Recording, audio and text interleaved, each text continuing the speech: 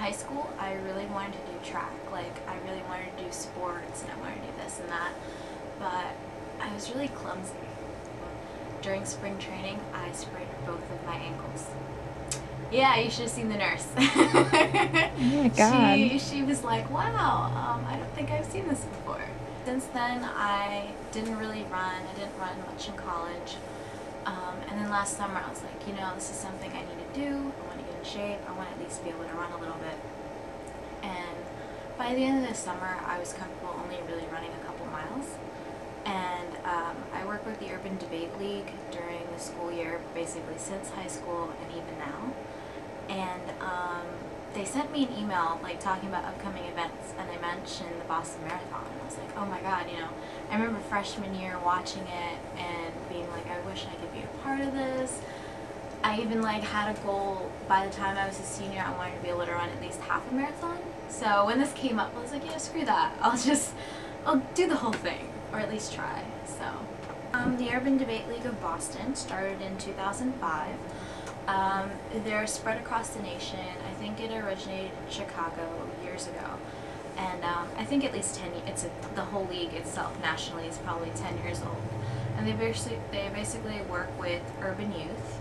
There's this guy that basically writes the case files, and then all these schools get the distributed copies of it and everything, and the schools try to recruit students and everything to join. But I mean, since there isn't enough funding, there's only 9 schools, at least in Boston, that participate. Of money would definitely go a long way for these kids. I mean, I know for a fact because when I was in that program, if there wasn't enough funding, I definitely wouldn't have been able to be in the debate league in high school or have the memories for it. I mean, I wrote my college essay on the debate league, so it's definitely a big part of like who I was in high school and who I am now.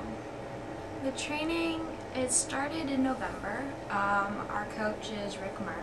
He's like this amazing trainer. Like, I googled him, and when I started typing Rick M, his name is the first that came up, and I was like, okay, so he's been searched a bit, okay. When he decided to train us, I knew that we were definitely in good hands. And basically during the week we run maybe somewhere between 4 to 8 miles, and then on the weekends we build every mile. Like, I think we started with 4 on like a Saturday, and now we're up to like 20.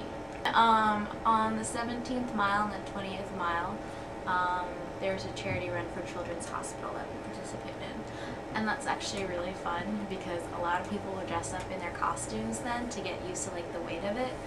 And some people have like really ridiculous costumes, which is really funny.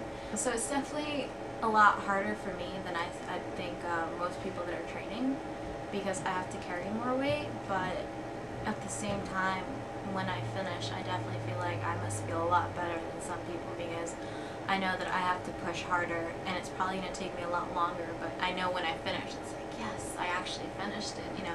I didn't quit, I didn't go home, I didn't say, you know, I can't do this anymore, and that, like, feels amazing. When I was approaching, I think 7 miles, I injured myself. And so I quit for maybe 2 or 3 weeks. I talked to my coach, and he was like, you know, definitely don't run. Do other things to like help your knee, like maybe biking or even water running and things like that. So I took his advice. I biked, and then to prove just how clumsy I am, a couple months later, I strained my LCL on my other leg.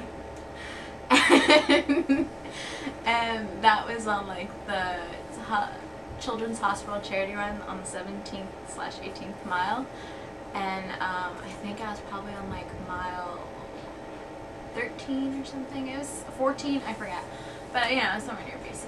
And I started to feel a little pain, and I was like, oh, it's fine, you know, I'm not gonna run, I'm not gonna be stupid about this, like, I've learned my lesson, it definitely hurts a lot. And so then I just kind of walked the rest of it, and I was like, you know what, I don't feel bad at all for walking it, because at first I thought the whole point was to run all of it, otherwise it's not really a marathon.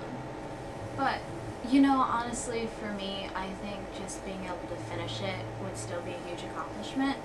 And just because this is my first, it doesn't have to be my last. So, even if I walk this one, I could definitely run the next one if I keep trying. Because I mean, I'm starting to run out of injuries. So